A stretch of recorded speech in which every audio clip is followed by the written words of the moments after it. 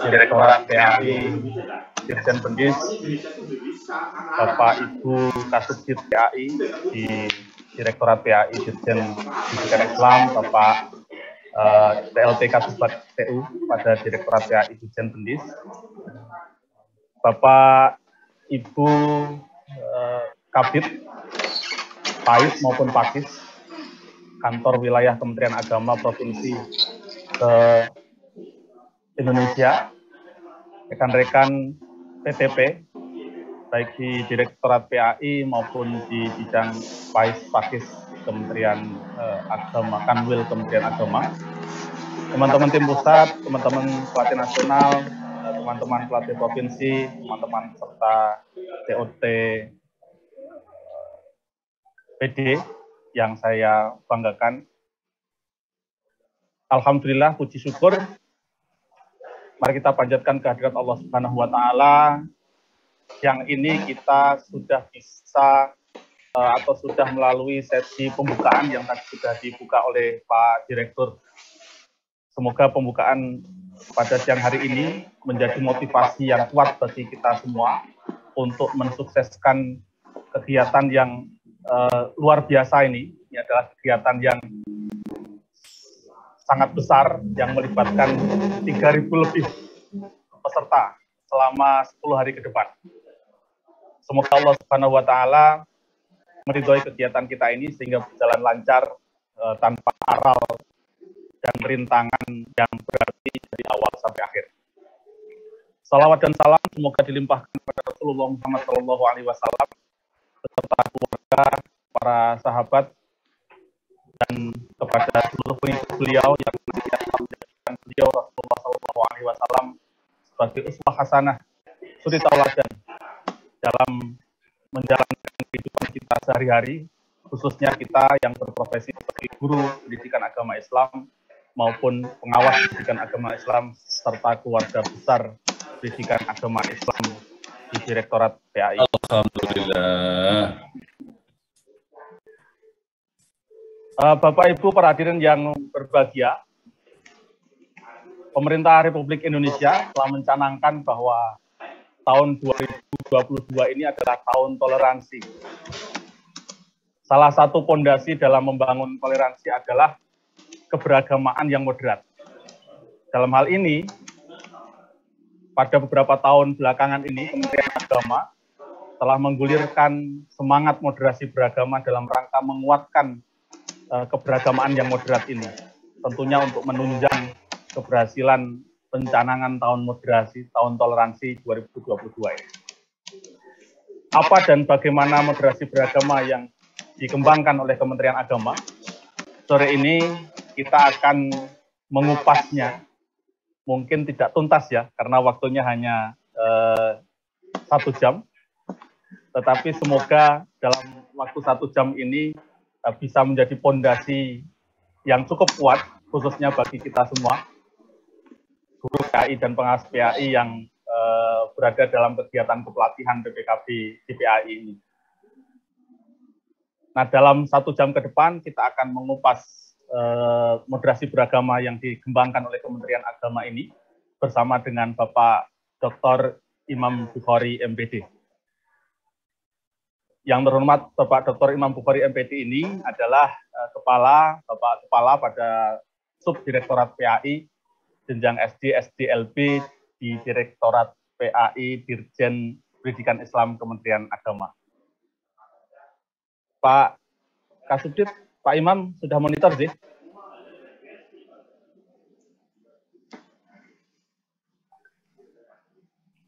Pak Imam,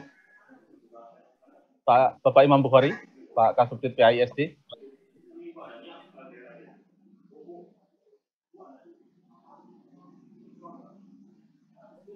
Tadi sudah gabung, mungkin terlempar dari Zoom ya. Sudah ada Imam. Tadi saya lihat sudah gabung juga Pak Kasubdit. Mungkin beliau sedang berusaha masuk.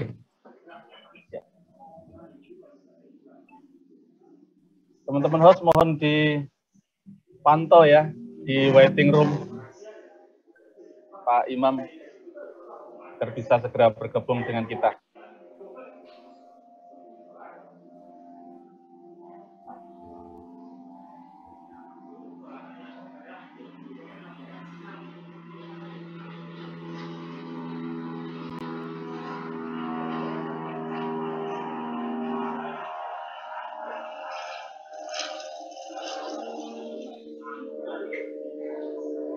Di waiting room sudah tidak ada nih Pak Kasubag, Pak Imam.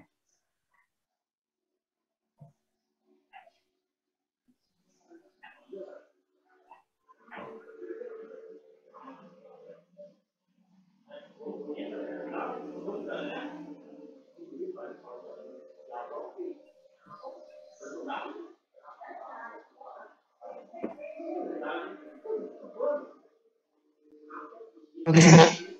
Sudah masuk kayaknya Pak Bagus. Pak Imam, Assalamualaikum.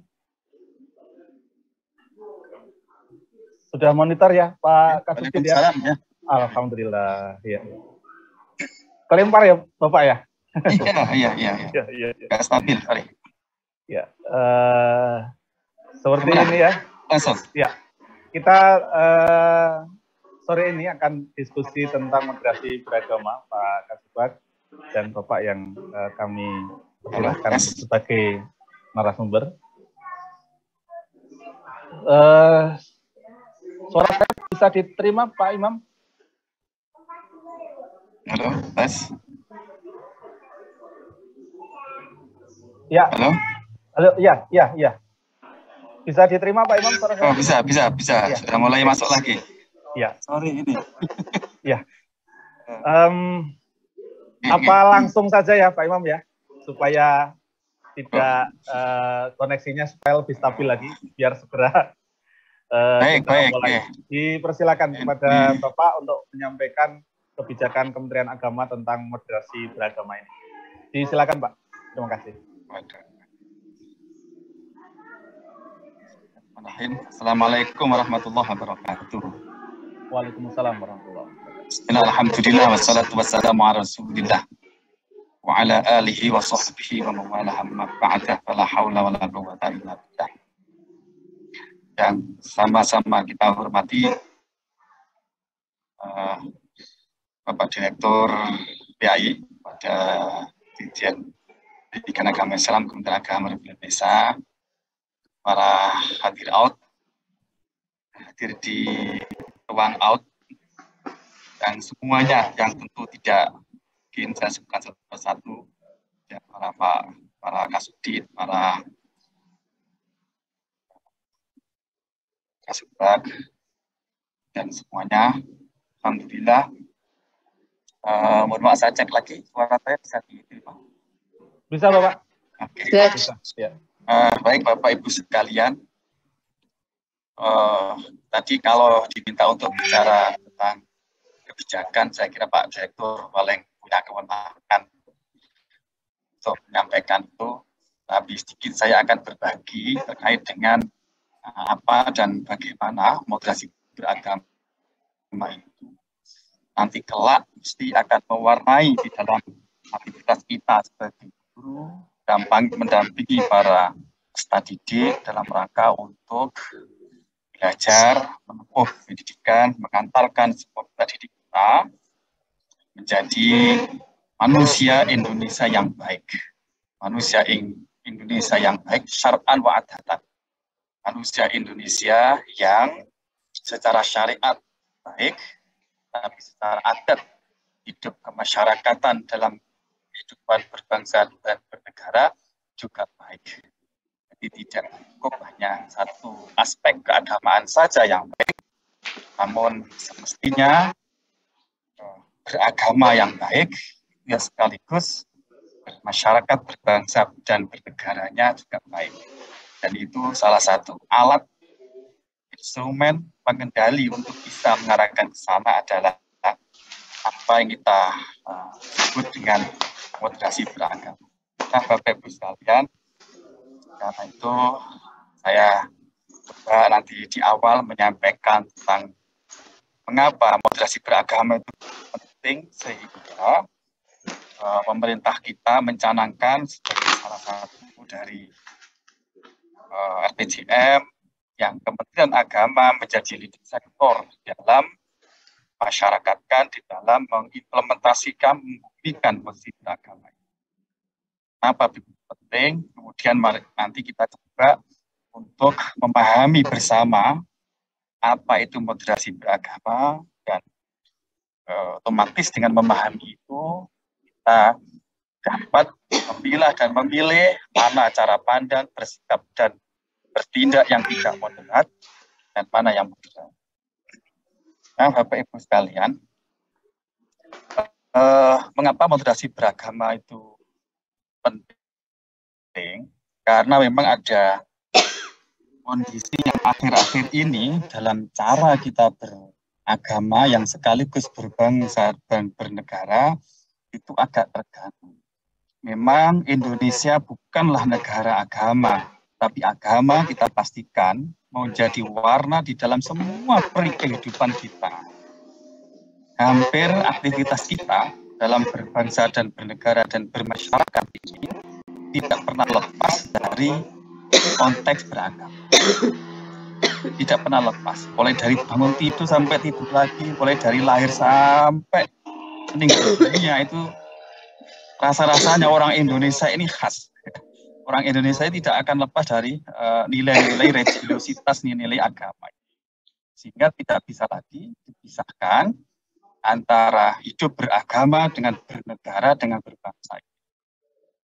Nah, karena itu kita punya kepentingan untuk menjaga keseimbangan antara hak beragama dan komitmen berkebangsaan itu menjadi akhir-akhir ini itu menjadi tantangan tersendiri bagi kita semuanya. Apa itu maksudnya? Misalnya akhir-akhir ini begitu banyak berkembangnya cara pandang, sikap, dan praktek beragama yang itu cenderung ekstrim.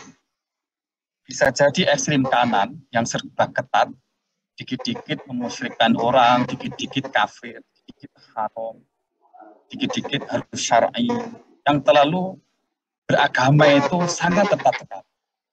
Sehingga cara beragamanya kaku, sulit untuk bisa menerima perbedaan orang lain, sulit untuk menghargai dari orang yang berbeda dari apa yang ia yakini. Satu sisi ada cara beragama yang terlalu bebas, liberal. Semua hal boleh, asalkan sesuai dengan akal. Bisa jadi, bisa mungkin terjadi sesuai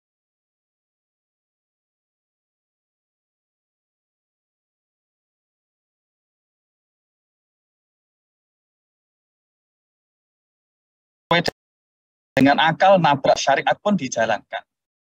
Sesuatu yang sesuai dengan syariat, nggak sesuai dengan akal, ditolak. Ini cara beragama yang terlalu bebas, mendewakan akal, menafikan pertimbangan minim terhadap teks-teks tekstual ayat-ayat suci.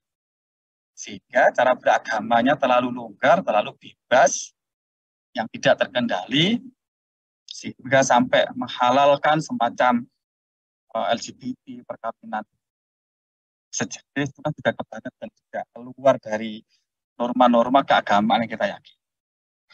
Nah, Bapak Ibu, berkembangnya seperti ini kalau kita biarkan di Indonesia ini akan merusak tatanan kehidupan yang sudah sangat lama kita hidup dengan begitu nyamannya cara berbangsa dan bernegara. Nah, karena itu kita perlu memperkuat nanti esensi ajaran agama dalam kehidupan masyarakat ini. Satu sisi esensi tidak terlalu mengekang, tidak terlalu ketat dalam beragama, tapi juga tidak terlalu longgar, tidak terlalu bebas dalam mendewakan akal, sehingga melakukan teks-teks suci, ayat-ayat Quran maupun hadis, maupun kitab suci lain, tentunya di agama lain. Nah, keberadaan moderasi agama sekali lagi ingin menarik cara beragama yang itu longgar, bebas, untuk ditarik ke tengah, dan cara beragama yang begitu ketat, yang begitu kaku, tidak toleran, ditarik ke tengah, sehingga wujudlah sebuah tatanan cara beragama dan berbangsa yang moderat. Inilah kira-kira nanti kelak yang akan kita sebut kemudian dengan moderasi beragama. Nah, Bapak Ibu sekalian, tantangan kedua adalah berkembangnya klaim kebenaran yang sifatnya subjektif dan pemaksaan terhadap kehendak atas suatu tafsir agama serta pengaruh kepentingan ekonomi dan politik itu berpotensi untuk memicu konflik ini. Kita pahami bagaimana dekade terakhir, terutama 2 dekade terakhir ya, itu bagaimana ada pihak-pihak cara beragama yang menuduh sesat orang yang berkeyakinan berbeda di dalam tafsir yang ia yakin. Bagaimana agama kemudian dijadikan sebagai alat untuk kepentingan politik, mencari dukungan dan seterusnya, sehingga begitu mudahnya cara beragama kita itu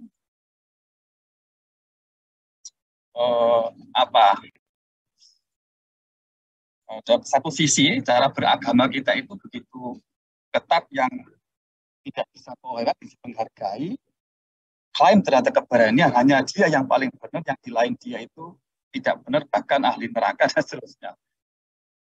Nah, karena itu kita memang perlu nanti ke depannya melalui program riset agama itu mengelola keberagaman tafsir yang ada di dalam bangsa dan negara ini. Tafsir keagamaan itu kan macam-macam. Mazhab fikihnya saja ada 4, yang resmi yang 4 ini. Yang sebelumnya sudah ada banyak sekali mazhab fikih. Itu dari mazhab fikih, belum mazhab sapuh, belum mazhab akidah dan seterusnya. Nah, penafsiran-penafsiran yang model, penafsiran-penafsiran terhadap teks keagamaan seperti itu, tidak boleh ada klaim kebenaran tertentu yang kemudian menafikan terhadap kepercayaan atau keyakinan orang lain. Jadi kita semuanya, bangsa kita perlu dicerdaskan cara bagaimana kehidupan beragama ini dalam konteks kehidupan bersama kehidupan beragama. Nah, Bapak Ibu sekalian, berkembangnya semangat beragama yang tidak selaras dengan kecintaan berbangsa dalam bingkai negara kesatuan Republik Indonesia. Dianggapnya bahwa negara kesatuan Indonesia itu tauhid, tidak sesuai dengan Islam, tidak sesuai dengan nilai-nilai agama, bahkan Pancasila itu tauhid, untuk negara-negara kafir dan seterusnya yang halal diperangi misalnya. Cara paham-paham seperti itu terus terang dan kita jujur mengakui itu ada di masyarakat kita, itu ada. Bahkan kasus terbaru misalnya ada bom di di Bandung Barat, itu juga mereka berkeyakinan bahwa negara ini tidak sah, bukan muslim dan harus diperangi. Dan karena polisi, tentara adalah orang yang terdepan menjaga itu, maka menjadi sasaran pertama adalah polisi, dan halal darahnya kemudian dan seterusnya.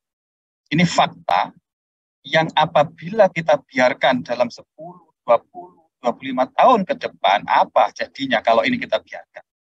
Karena itu, mau nggak mau, suka nggak suka, nomor beragama itu hadir.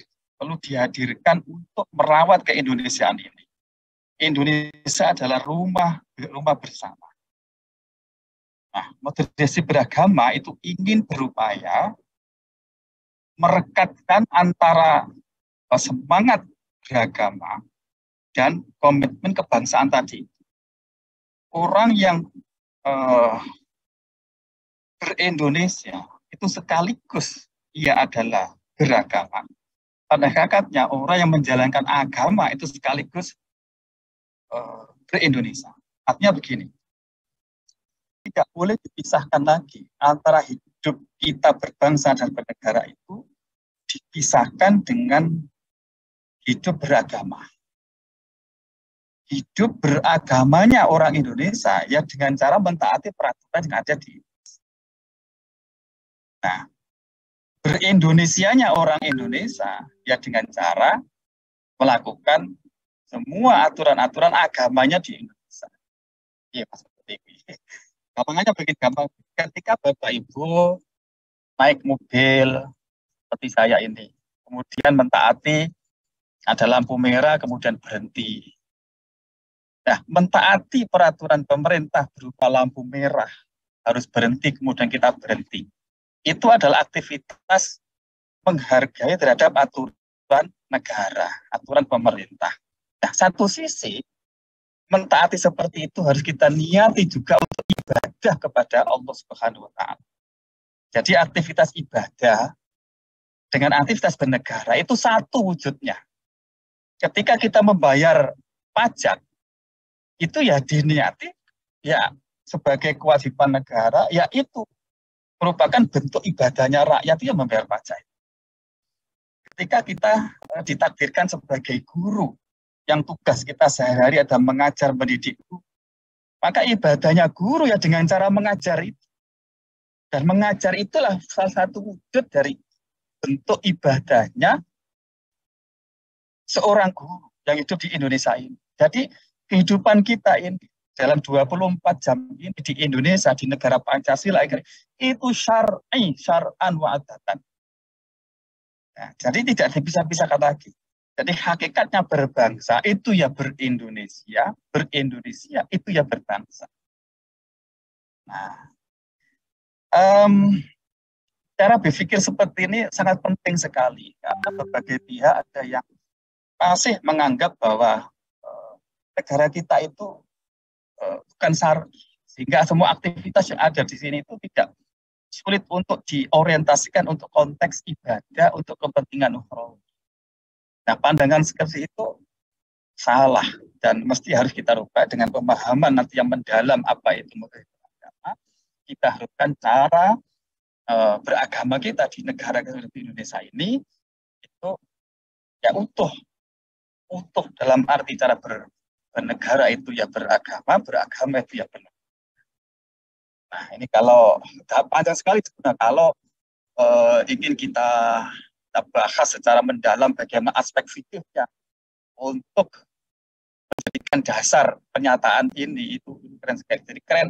Jadi pernyataan ini Bapak Ibu sekalian ini sangat mendasar sekali dalam kehidupan kita berbangsa dan bernegara. Pernyataan ini bahwa moderasi beragama merupakan perekat antara semangat beragama dan komitmen berbangsa. Nah, di Indonesia beragama pada hakikatnya adalah berindonesia dan berindonesia pada hakikatnya adalah berbangsa. Ini sangat keren sekali, sehingga tidak ada pemisah lagi antara kehidupan duniawi dengan ukhrawi. Duniawi itu dijadikan semata-mata perantara untuk mengejar ukhrawi. Ukhrawi hanya bisa dilakukan ketika konteks kehidupan kita itu di dunia ini. Nah, dan Indonesia memungkinkan semuanya untuk itu. Memang sekali lagi Indonesia bukan negara agama seperti di Arab Saudi, di Malaysia. Kita negara Pancasila, tapi yakinlah bahwa Pancasila itu adalah syar'an wa adatan, adalah negara Islam. Nah, kalau begitu dalil, kapan-kapan kita diskusi mendalam lagi. Nah, Bapak Ibu sekalian, atau ke konsep sekarang. Jadi Bapak Ibu sekalian, pada dasarnya ini rumusan yang resmi ya. Ini rumusan definisi moderasi beragama yang resmi dikeluarkan oleh pemerintah yang sah.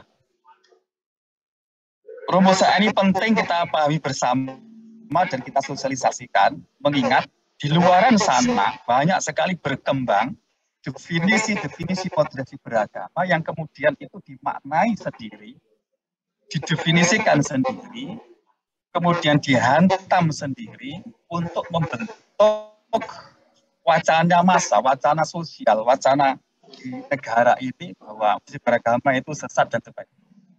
Nah, ketika itu terjadi, maka kita harus merujuk kepada sohibul ta'rif. Orang yang memiliki definisi yang pertama kali siapa yang memunculkan itu adalah pemerintah, dan pemerintah mencetuskan, merumuskan definisi moderasi beragama itu seperti ini. Moderasi beragama adalah merupakan cara pandang, sikap, dan praktek beragama dalam kehidupan bersama dengan cara mengejawantahkan esensi ajaran agama yang melindungi martabat kemanusiaan, membangun kemasyarakatan umum, melandaskan prinsip adil, berimbang, dan mentaati konstitusi sebagai kesepakatan berbangsa. Nah, jadi Bapak Ibu sekalian, moderasi beragama itu sebenarnya cara pandang. Dia bukanlah agama itu sendiri. Karena itulah Moderasi beragama disebut moderasi beragama, bukan moderasi agama. Ini penting. Sekali lagi, moderasi beragama itu adalah moderasi beragama. Cara beragama, bukan agamanya itu. Kalau agama sendiri, itu semuanya saya kira kalau karena itu ajaran Gusti Allah, ajaran Tuhan Yang Maha Esa, itu pasti moderat. Pasti moderat. Yang tidak moderat adalah cara memahaminya, cara mensikapinya, dan cara mempraktekkannya dalam kehidupan sehari-hari. Itu yang tidak moderat. Kalau ajaran agamanya pasti moderat, itu bisa dijamin menggunakan teks-teks ayat-ayat Quran, hadis. Ajaran agama pasti moderat. Karena itu yang diurus oleh moderasi beragama adalah cara pandangnya. Bagaimana sih cara memahami sebuah teks ayat-ayat suci Al-Quran maupun hadis yang moderat itu kayak apa? Nah, tadi di awal saya sebutkan ada sebuah kelompok orang memahami ayat itu mendewa-dewakan akal. Maka muncullah cara beragama yang terlalu bebas sehingga liberal. Asalkan sesuai dengan akal, sesuai dengan nafsu, jalan. Kalau tidak sesuai, nggak jalan. Jadi ukurannya adalah akal. Sehingga aturan agama menjadi kabur, menjadi hilang. Nah, satu sisi ada orang cara memandang agama itu dengan cara pandang yang sangat ketat, cara memahaminya dengan menggunakan menafikan terhadap akal. Dia hanya memahami teks ansih tanpa mengkompromikan dengan ilmu-ilmu perangkat lainnya. Ada ilmu fikih, usul fikih, fikih, ilmu hadis, usul hadis, ilmu hadis, ada tafsir, ilmu tafsir, usul tafsir, dan seterusnya semuanya merupakan perangkat ilmu yang harus digunakan untuk memahami teks-teks ayat Al-Quran dan hadis. Nah, cara memahami yang tanpa menggunakan perangkat itu akan terjebak dalam cara beragama yang sangat ketat, kaku, tidak fleksibel, tidak bisa toleran terhadap perbedaan di luar.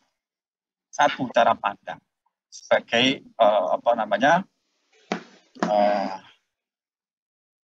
jadi moderasi beragama sebagai cara pandang itu artinya berarti moderasi beragama itu bisa masuk di dalam semua aspek kehidupan kita. Mulai tidur sampai tidur lagi. Karena cara pandang.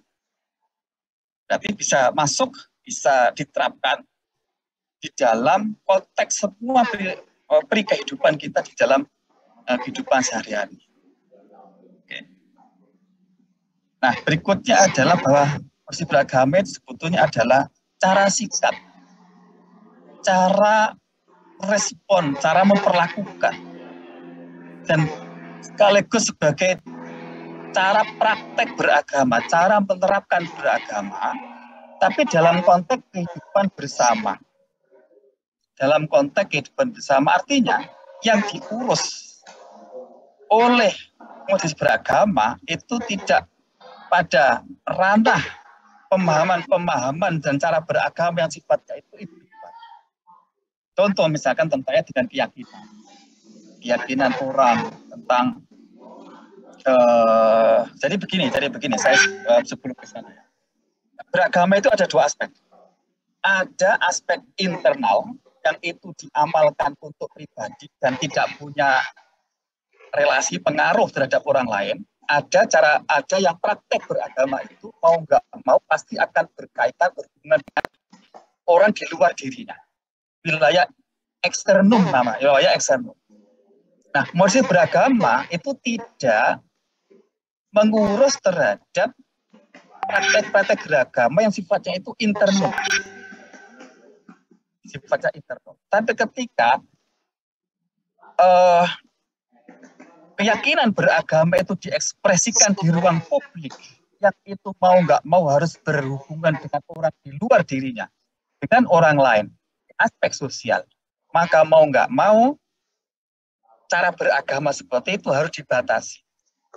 Nah, moderasi beragama itu ingin membatasi cara praktek keagamaan yang sifatnya itu berhubungan dengan kehidupan bersama, yang itu bersentuhan dengan orang lain di luar diri.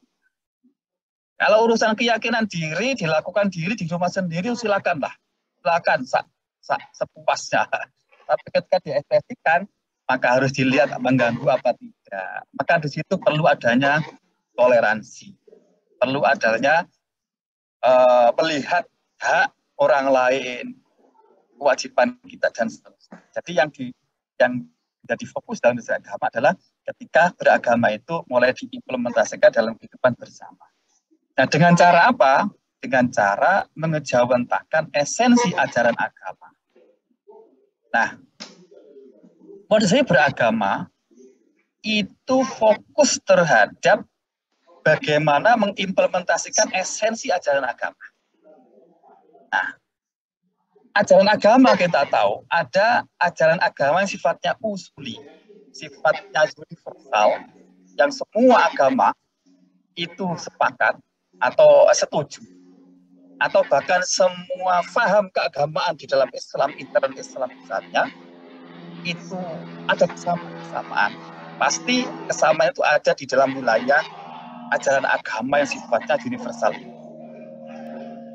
Nah, dari satu sisi yang lain, ajaran agama itu ada ajaran agama yang sifatnya furu'iyah atau cabang-cabang, parsial-parsial atau partikular-partikular. Contoh misalnya, kunut tidak kunut misalnya. Itu ajaran yang furu', yang cabang, yang tidak usuli. Artinya orang nggak kunut nggak akan menjadi kafir, orang kunut juga tidak akan menjadi kafir. Itu namanya ajaran yang tidak usuli. Tapi kalau yang usuli itu menentukan kafir apa tidak, musyrik apa tidak. Misalkan dia mengakui kanjeng Nabi Muhammad apa tidak, itu usuli. Karena akan menentukan keislaman, kekufuran seseorang. Dia percaya Allah itu ada apa tidak, itu usuli. Iman ada 6, itu usuli. Dan ajaran lain yang sifatnya itu universal. Nah, sekali lagi moderasi beragama concern terhadap bagaimana implementasi esensi dari ajaran agama itu yang sebetulnya intinya itu hanya dua.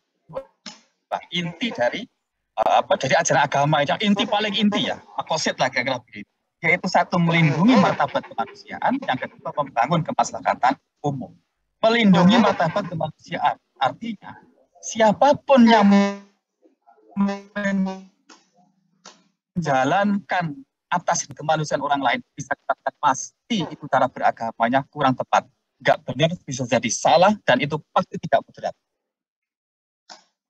Kalau ada orang atas nama agama kemudian menggunakan cara-cara kekerasan yang menafikan terhadap kemuliaan manusia sebagai manusia, walaqad karramna bani Adam, misalnya menginjak kemanusiaan orang, sesalah apapun, sebesar apapun salahnya itu, kok melakukan tindakan yang mencederai kemanusiaan, berarti tindakan itu sudah tidak moderat lagi, pasti salah menurut ajaran Islam, karena sudah melanggar martabat kemanusiaan. Dan ini bisa ditemukan di ajaran manapun, di paham manapun, bisa ditemukan. Kemudian membangun kemaslahatan. Kalau ada cara beragama kok sampai merusak tatanan umum, kemaslahatan umum, pasti bermasalah. Nah, di samping itu, musik beragama ini dalam menerapkan esensi tadi itu memegang prinsip, ada beberapa prinsip esensi, yaitu prinsip adil dan seimbang, serta mentaati konstitusi sebagai kesepakatan berbangsa dan bernegara. Prinsip adil dan seimbang, mentaati konstitusi. Saya langsung ke konstitusi ini. Jadi begini, ketika kita semua menjalankan agama, kemudian kok melawan konstitusi negara, itu berarti cara beragama kita masalah. Cara beragama kita itu salah. Hadisnya jelas. Al-mu'minu ala syurutihim. Kalau nggak salah, al-kamakol ya. Jadi orang mukmin itu terikat dengan perjanjiannya. Nah, Pancasila, konstitusi negara, itu adalah sebetulnya kesepakatan bangsa ini untuk melakukan dan tidak melakukan sesuatu. Jadi kesepakatan bangsa.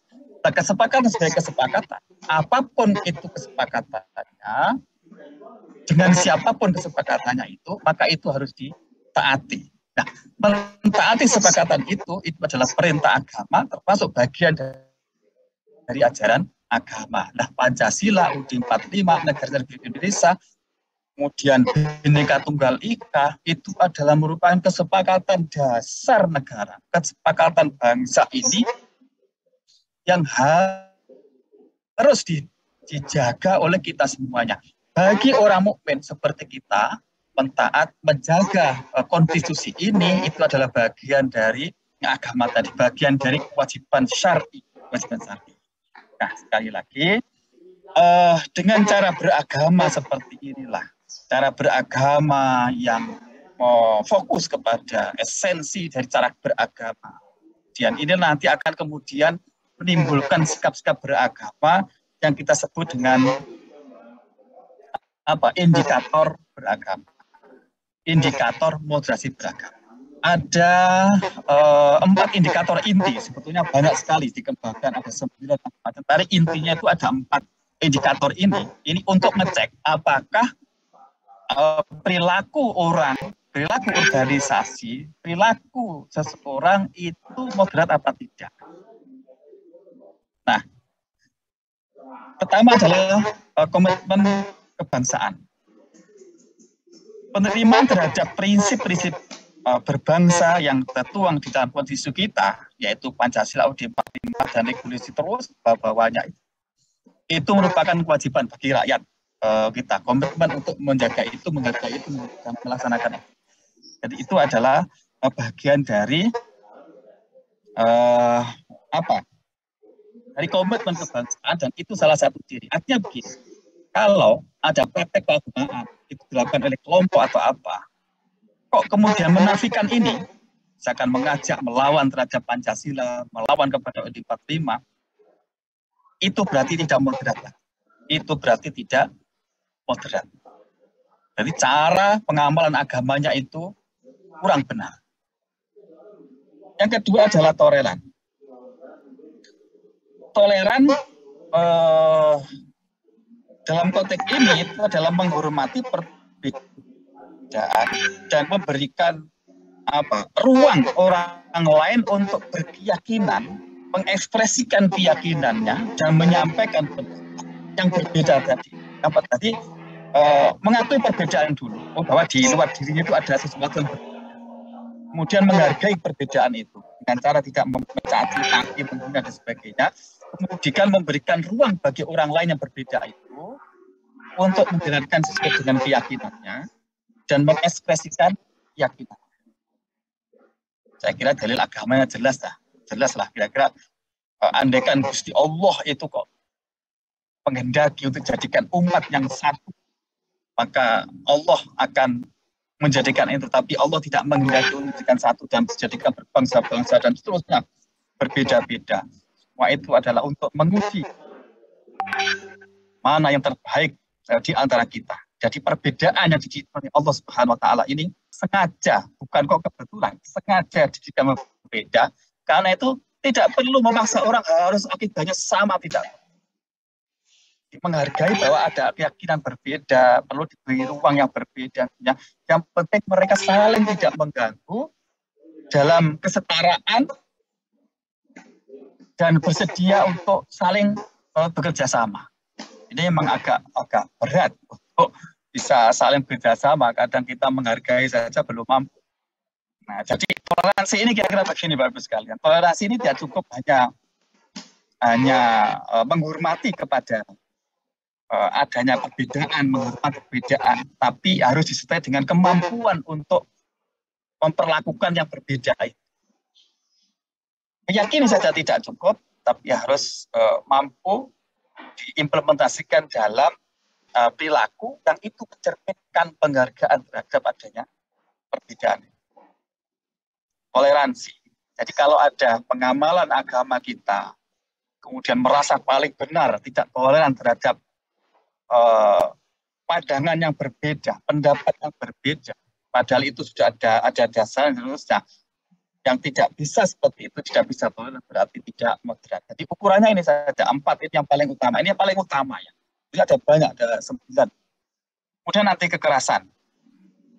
menolak tindakan seseorang atau kelompok tertentu yang menggunakan cara-cara kekerasan, baik secara fisik maupun verbal, dalam mengusung perubahan yang diinginkan. Menggunakan cara-cara kekerasan. Orang yang moderat anti terhadap kekerasan. Kekerasan bisa berupa kekerasan fisik, menyakiti, melukai, bahkan sampai mengalirkan darah, sampai menghilangkan jiwa, nyawa, dan seterusnya, apalagi maupun kekerasan verbal, menghina, mencaci, memaki, kemudian mengolok-ngolok orang yang berbeda dan seterusnya. Yang apabila ingin melakukan sebuah perubahan di dalam lingkungan, kemudian menggunakan cara ini, berarti orang itu tidak moderat. Mengusung sebuah perubahan, mencapai suatu keinginan, baik keinginan politik maupun keinginan agama, kok menggunakan cara kekerasan, itu pasti tidak moderat. Yang terakhir adalah penerimaan terhadap tradisi. Tradisi beragama ramah dalam menerima tradisi dan budaya lokal dalam perilaku keagamaannya. Tentu sejauh tidak bertentangan dengan pokok ajaran agama tadi. Kalau bertentangan jelas. Ya, jadi Bapak Ibu sekalian, moderasi beragama itu tidak berarti memberangus budaya-budaya yang sudah ada. Jadi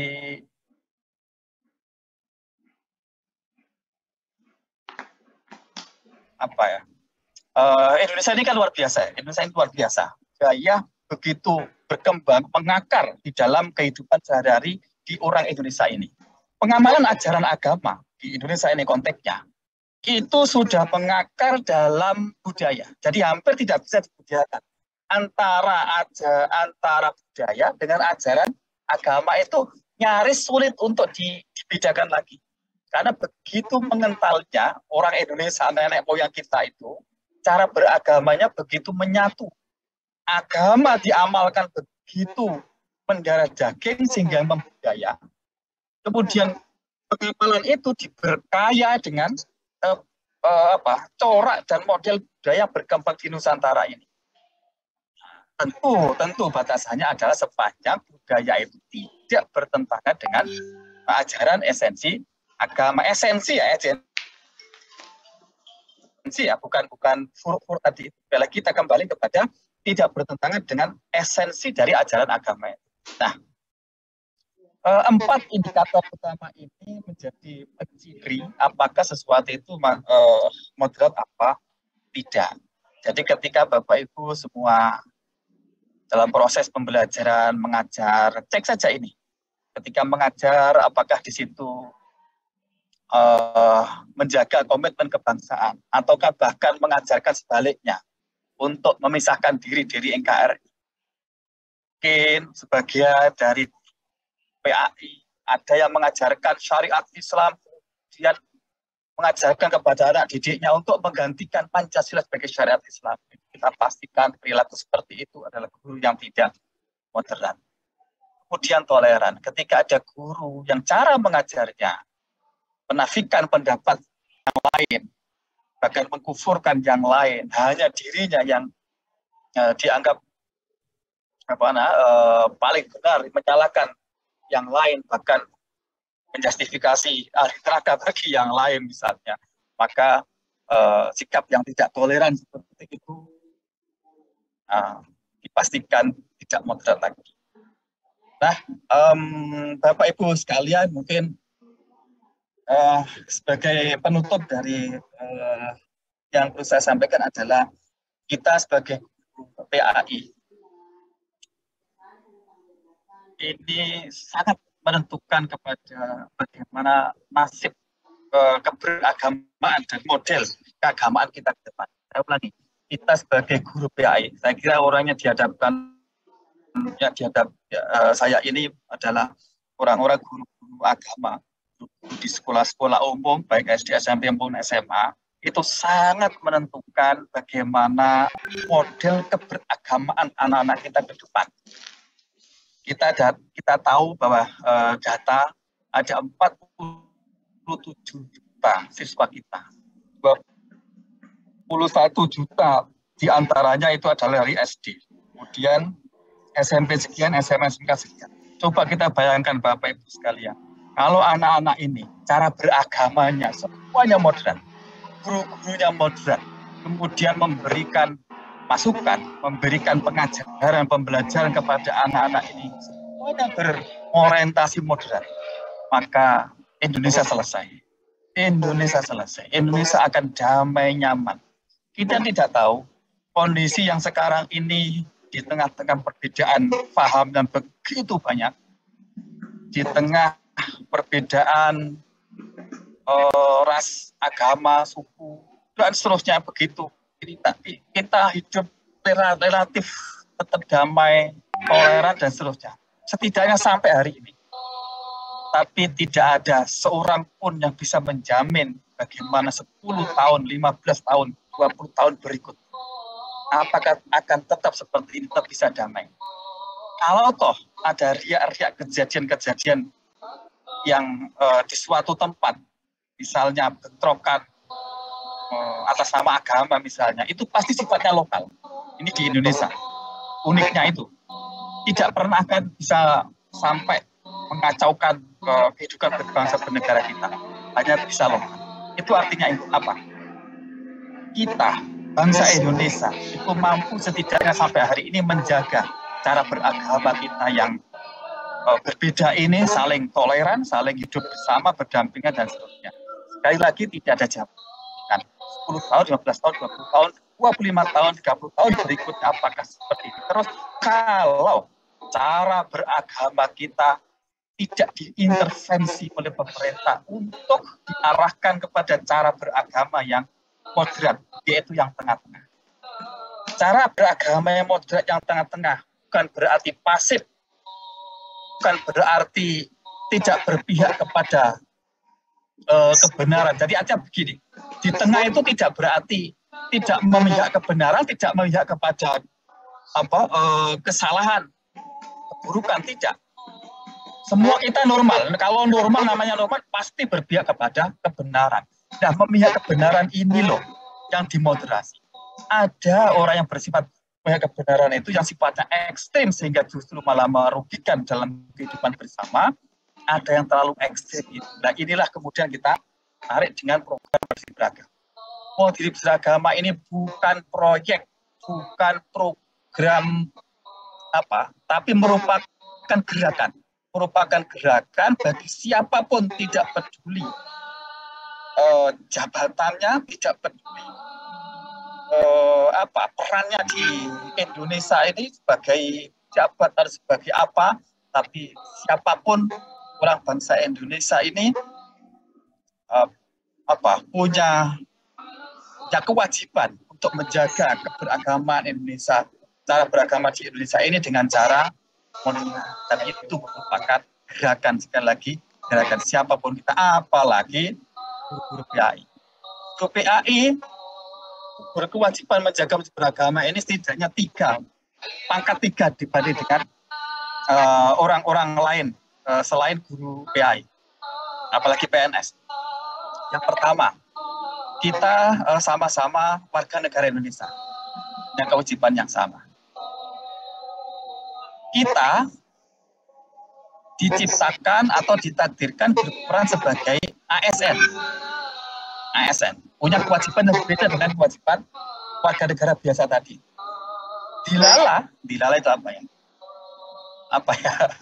Kita ditakdirkan ASN, AS Kementerian Agama. Itu punya kewajiban yang berbeda daripada warga negara biasa yang tidak ASN dan daripada warga negara yang ASN bukan Kemenak.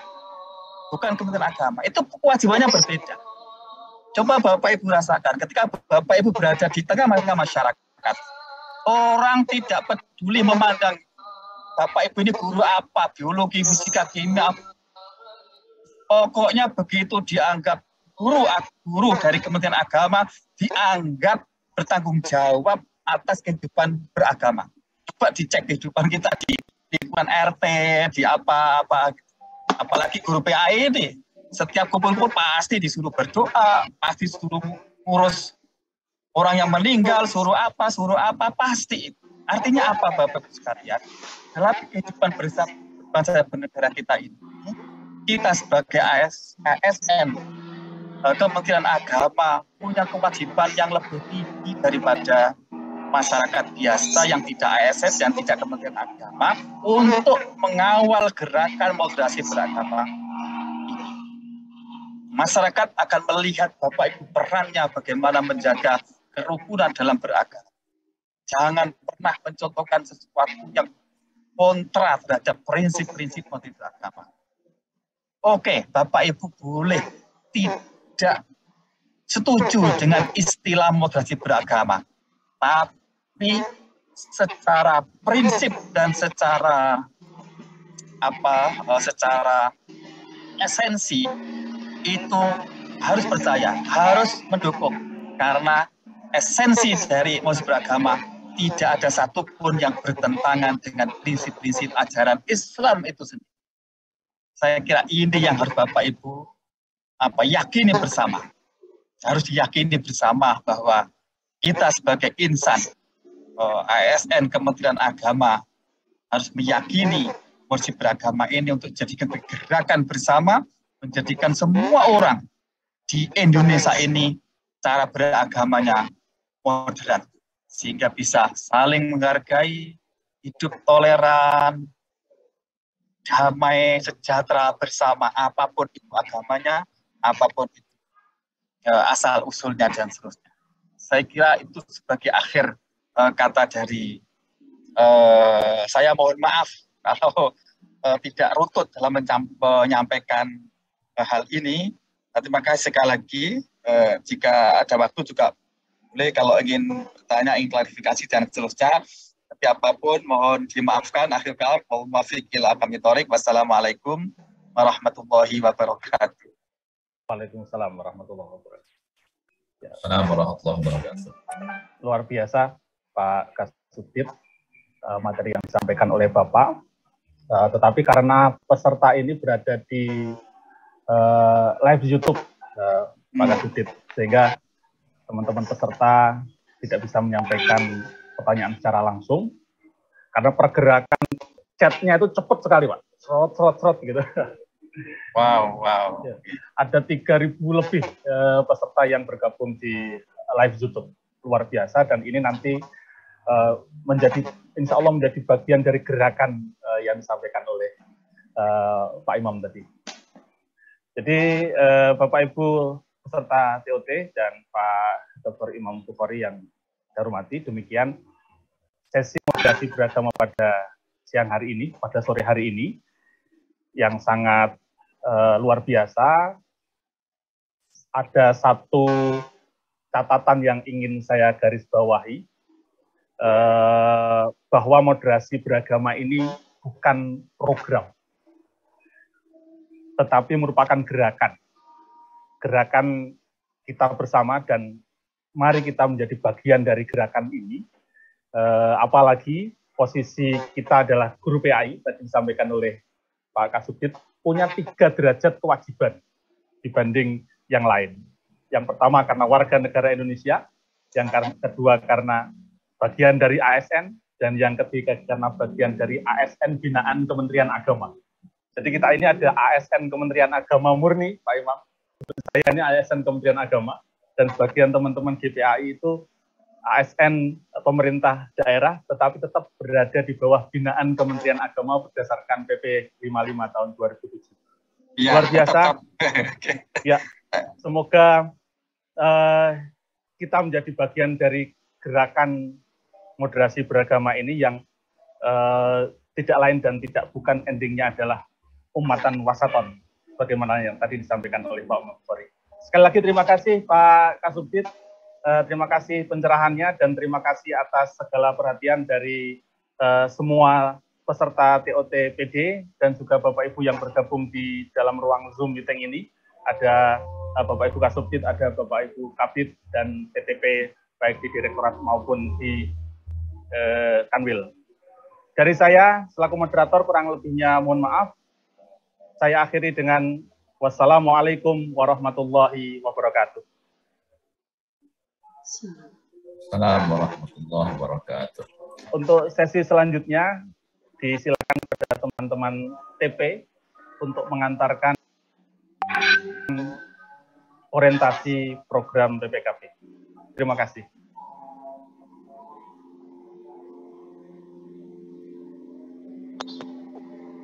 Baik, Pak Bagus.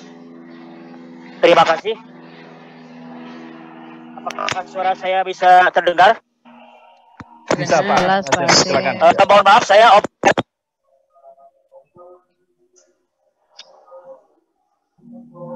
Tapi putus-putus, Pak Asim. Hilang-hilang ya? Ya.